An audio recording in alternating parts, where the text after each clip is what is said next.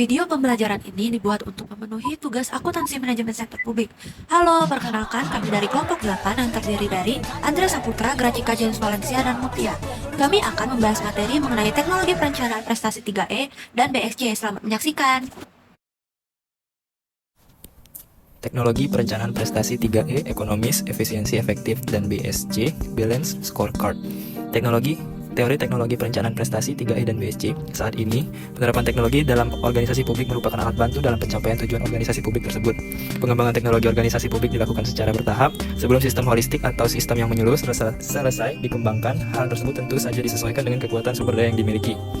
Ada pula definisi teknologi perencanaan prestasi. Teknologi adalah pembuatan, modifikasi, penggunaan, dan pengetahuan tentang alat-alat, mesin, teknik, kerajinan, sistem, dan metode organisasi dalam rangka memecahkan masalah, mengembangkan penyelesaian, dan mencapai tujuan. Selanjutnya 3E, ekonomis, efisien, dan efektif. Pengertian konsep 3E ialah ekonomis, efisien, dan efektif, dikenal juga sebagai konsep value for money.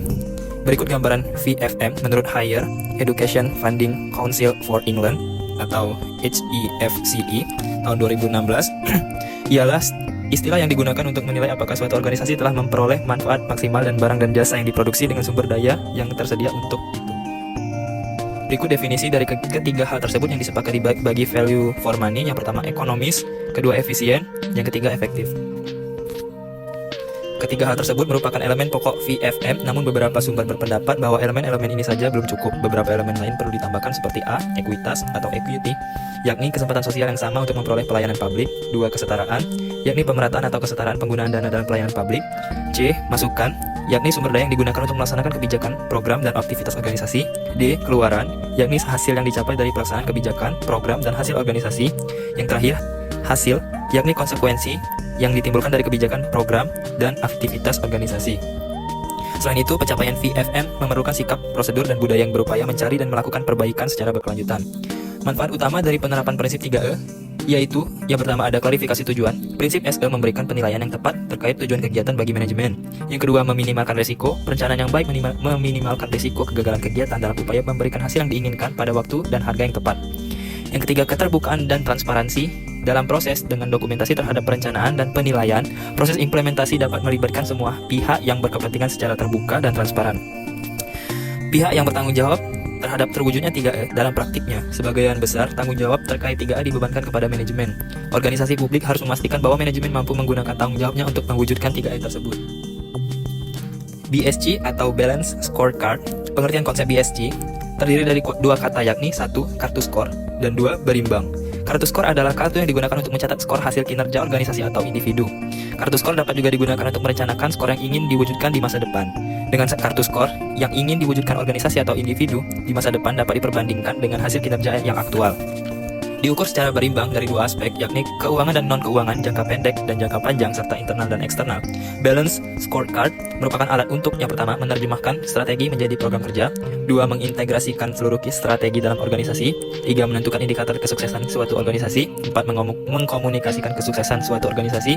Yang terakhir, mengendalikan pelaksanaan strategi organisasi. Perspektif Balance Scorecard. Penyusunan BSC dimulai dengan menetapkan visi organisasi. Visi merupakan gambaran mengenai keadaan organisasi yang ingin dicapai di masa yang akan datang. Misi mencakup tugas, pokok, dan fungsi yang harus dilakukan organisasi untuk mewujudkan visi yang telah ditetapkan sebelumnya. Berikut perspektif yang terdapat di BSC. Yang pertama ada perspektif keuangan. BSC memakai tolak ukur kinerja keuangan seperti laba bersih dan ROI karena memang tolak ukur tersebut umum digunakan di dalam organisasi untuk mengetahui besarnya perolehan laba.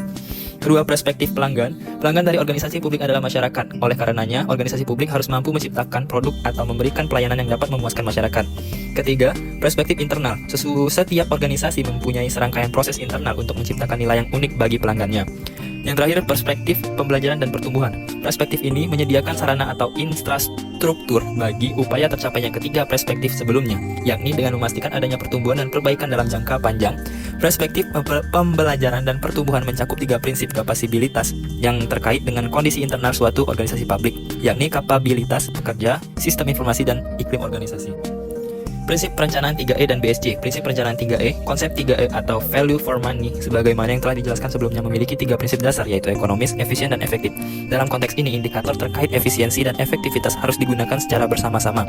Di satu sisi, meskipun pelaksanaannya telah dilakukan secara ekonomis dan efisien, namun output yang dihasilkan tidak sesuai dengan target yang diharapkan. Adam L. Indra Wijaya tahun 2000 mengungkapkan bahwa efektivitas adalah hubungan di antara output dan tujuan. Efektivitas dapat diartikan sebagai ukuran terkait seberapa jauh tingkat output kebijakan dan prosedur dari organisasi dalam mencapai tujuan yang ditetapkan. Prinsip perencanaan BSC.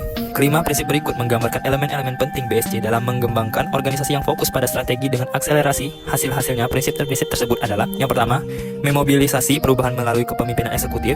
Kedua, menerjemahkan strategi ke dalam konteks operasional. Ketiga, menyelaraskan organisasi dengan strateginya. Keempat, menetapkan strategi-strategi pekerjaan bagi setiap orang. Dan yang terakhir, menciptakan proses strategi-strategi yang berkelanjutan. Strategi penerapan 3E dan BSC sebagai indikator kinerja dalam perencanaan organisasi publik. Penerapan 3E dan BSC memerlukan beberapa strategi tertentu agar penerapannya dapat berjalan dengan baik. Strategi penerapan 3E menggunakan indikator biaya dan produktivitas terkait pengukurannya, apakah ekonomis dan efisien, serta indikator penilaian kepuasan penerapan pelanggan terkait pengukurannya, apakah efektif. Berikut beberapa strategi penerapan 3E. Yang pertama, mengidentifikasi prioritas jangka pendek, jangka menengah, dan jangka panjang. Yang kedua, mengasumsikan sejumlah data yang telah diketahui. Yang ketiga, mengambil keputusan dengan mengetahui konsekuensi keuangan jangka pendek, jangka menengah, dan jangka panjang. Yang keempat, proses perencanaan strategis. Yang kelima, peluang melakukan analisis biaya. Yang keenam, rencana untuk mengambil sejumlah tindakan. Yang ketujuh, memberikan prioritas rencana pengembangan. Yang kedelapan, pemantauan. Lalu yang kesembilan, evaluasi. Strategi penerapan BSC. Strategi penerapan balance scorecard menurut O'Reilly, strategi penerapan BSC membutuhkan dukungan penuh dari setiap lapisan manajemen yang ada di dalam organisasi. Langkah-langkah utama yang harus ditempuh oleh organisasi publik yaitu: yang pertama, memperoleh kesepakatan dan komitmen bersama dari semua pihak yang ada di dalam organisasi publik, termasuk manajemen puncak. Yang kedua, merancang model atau kerangka BSC untuk menentukan beberapa faktor, seperti tujuan strategis, perspektif bisnis, dan indikator penilaian kinerja yang utama. Yang ketiga, mengembangkan program pendekatan yang paling tepat untuk digunakan oleh organisasi publik, sehingga BSC menjadi bagian dari budaya organisasi yang bersangkutan. Lalu yang keempat, menggunakan aspek teknologi, misalnya penggunaan perangkat lunak atau software komputer untuk menentukan elemen-elemen kartu skor dan mengotomatisasikan pendistribusian datanya ke dalam kartu skor. Beberapa permasalahan yang muncul dalam penerapan BSC. Yang pertama, rancangan kartu skor atau scorecard. Yang kedua, banyaknya alat ukur yang diperlukan. Yang ketiga, kelayakan kartu skor sebagai penilai kinerja. Yang keempat, perlunya kartu skor dikaitkan dengan dasar setiap pembagian keuntungan atau billing sharing. Lalu yang terakhir, kapabilitas kartu skor untuk menggantikan seluruh sistem manajemen yang lama. Sistem teknologi perencanaan prestasi 3E dan BSC. Penerapan 3E sebagai indikator kinerja dalam perencanaan organisasi publik. Penerapan 3E bukan merupakan suatu proses yang mudah dan sederhana. Proses ini memerlukan subjek yang kompleks dan dipengaruhi oleh berbagai tema dan komponen. Dalam rangka menggunakan pendekatan 3E secara komprehensif, sistematis, dan konsisten, seluruh kerangka pendekatan perlu diadopsi. Penerapan BSC sebagai indikator kinerja dalam perencanaan organisasi publik. Kerangka balance scorecard yang efektif dapat diumpamakan sebagai jantung dari kesuksesan strategi dan manajemen kinerja. Kerangka ini dirancang untuk menjelaskan dan mengomunikasikan strategi untuk kemudian menyelaraskan para pekerja publik di seluruh tatanan organisasi publik dalam menggunakan strategi dan mengambil tindakan yang terukur. Kerangka balance scorecard dapat memberikan: pertama, fokus; kedua, penyelarasan; ketiga, akuntabilitas; dan yang keempat, komunikasi. Tujuan dan tindakan. Banyak organisasi langsung mengambil tindakan tanpa terlebih dahulu menentukan tujuan. Padahal, tujuan dapat mengartikulasikan hal-hal yang ingin dicapai organisasi, sehingga penentuan tujuan seharusnya menjadi hal yang sangat penting untuk dilakukan sejak awal. Fokus strategi. Menentukan spesifikasi strategi-strategi khusus organisasi adalah dasar bagi pengukuran kinerja. Organisasi harus menjawab 3 pertanyaan dasar, yakni yang pertama, apakah tujuan yang paling penting yang perlu dicapai organisasi? Kedua, apakah hal-hal yang menjadi penggerak untuk tercapainya hasil yang diinginkan? Sebagai contoh, komitmen pekerja publik, retensi pekerja publik yang berkinerja tinggi, dan fokus pada pelanggan. Ketiga, apakah hal-hal yang menjadi penggerak utama bagi pekerja untuk tercapainya hasil yang diinginkan? Sebagai contoh, kepemimpinan, pelatihan, keragaman, nilai-nilai, dan dampak kinerja terhadap hasil yang diperoleh. Penilaian mengaudit tindakan-tindakan yang diambil. Penilaian mengevaluasi tindakan-tindakan yang diambil dengan memberikan: pertama, penilaian terkait kesesuaian strategi dengan tindakan yang diambil; kedua, analisis hubungan antara tindakan pekerja publik dengan ukuran kepuasan masyarakat, ukuran kinerja keuangan, dan ukuran kinerja lainnya menggunakan data yang tersedia; ketiga, review terkait proses pengukuran prestasi. Menerapkan langkah-langkah baru terkait balance scorecard. Langkah-langkah baru perlu dikembangkan dengan mengkomunikasikan alat-alat manajemen yang sudah ada. Dalam survei pada para pekerja publik, alat administrasi survei diperlukan untuk memperbarui informasi terkait kontribusi para pekerja untuk balance scorecard. Menganalisis dan melaporkan. Analisis menjadi elemen penting dari penilaian. Berikut beberapa kegiatan yang dilakukan. Pertama, menganalisis sejumlah hubungan untuk mengidentifikasi hubungan antar modul terkait data pekerjaan dan data kinerja organisasi publik, terutama indikator kepuasan pelanggan, produktivitas, retensi pekerja publik, dan kinerja keuangan. Kedua, menghitung keuntungan organisasi yang diharapkan dari investasi. Perubahan perencanaan dan pelaksanaan. Menetapkan rencana perbaikan. Pertama, menetapkan beberapa prioritas. Kedua, mengambil tindakan berdasarkan strategi, yang mana strategi ini dapat diidentifikasi dari kinerja organisasi dan perbandingannya dengan organisasi yang berkinerja lebih tinggi. Ketiga, membuat serangkaian target kinerja secara spesifik dan terjadwal. Keempat, menetapkan akuntabilitas bagi upaya-upaya perbaikan. Kelima, menempatkan sejumlah inisiatif terkait beberapa prioritas dengan mengonsolidasikan sejumlah tindakan. Keenam, mengembangkan rencana perbaikan yang spesifik. Perbaikan secara berkelanjutan. Penelusuran ini langsung mengukur dampak jangka pendek dan mengidentifikasi sejumlah permasalahan yang muncul dengan cepat. Organisasi mengembangkan program penelusuran melalui komunikasi yang cepat pada komponen-komponen penting dengan survei yang dilakukan secara periodik atas sejumlah sampel. Cara ini dikatakan menghemat biaya karena menggunakan beberapa komponen dari suatu kuesioner yang bersifat komprehensif. Perbaikan secara berkelanjutan dengan balance scorecard. Dengan melalui siklus BSC ini, sekali lagi, organisasi dapat membuat program perbaikan yang berkelanjutan agar dapat mencapai keunggulan kompetitif secara institusional. Teknik penentuan 3E. Menurut Mundell dan Donner, istilah time and motion study. Yang pertama, motion study. Studi mengenai pergerakan merupakan deskripsi, analisis sistematis, dan pengembangan metode kerja untuk menambah bahan baku, rancangan output, proses, tempat kerja, dan perlengkapan setiap langkah aktivitas manusia. Tujuan metode ini adalah merancang metode kerja untuk aktivitas penyesalan kegiatan. Yang kedua ada time study. Studi mengenai waktu merupakan berbagai prosedur untuk menentukan waktu yang dibutuhkan dalam bentuk standar yang ditetapkan atas setiap aktivitas yang melibatkan manusia, mesin, maupun kombinasi keduanya. Dalam penerapan time and motion study ini ada 3 asumsi dasar yang harus dipenuhi.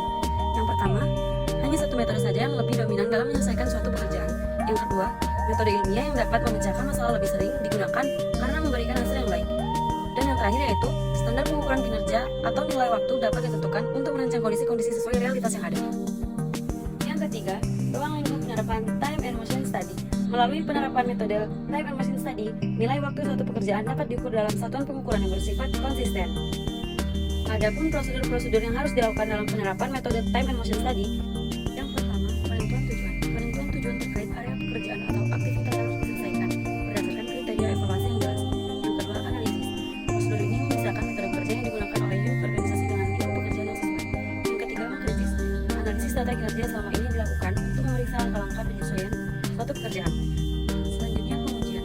Prosedur simulasi menggunakan basis data yang telah dianalisis di tahap sebelumnya dilakukan untuk merumuskan sejumlah langkah dengan mengacu pada tujuan yang telah ditetapkan. Yang keenam, percobaan. Prosedur pengambilan sampel terkait penerapan metode yang digunakan saat melakukan inovasi dapat dievaluasi dengan langkah pengujian. Dan yang terakhir, penerapan. Prosedur penerapan ini dilakukan terkait standarisasi, instalasi, pengukuran, dan evaluasi. Prosedur penggunaan metode time and motion ini pada dasarnya sama untuk seluruh bidang atau lingkup kerja baik industri pabrik, jasa rumah sakit, industri jasa lainnya maupun aktivitas pemerintah. Teknik pengukuran 3E. Yang pertama, pengukuran ekonomi. Pengukuran ekonomi ini seharusnya memperhitungkan masukan atau input yang digunakan. Yang kedua, pengukuran efisiensi. Apabila efisiensi diukur dengan membandingkan output dan input, maka efisiensi dapat dilakukan dengan cara yang pertama, meningkatkan output pada tingkat input yang sama. Yang kedua, meningkatkan output dalam proporsi yang lebih besar dari proporsi peningkatan input. Yang ketiga, menurunkan input pada tingkat output yang sama.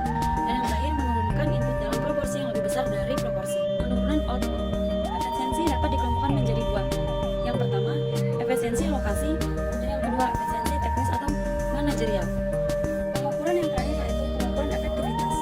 Efektivitas adalah pengukuran berhasil tidaknya suatu organisasi mencapai tujuan. Apabila mencapai tujuan, maka organisasi tersebut dikatakan telah berjalan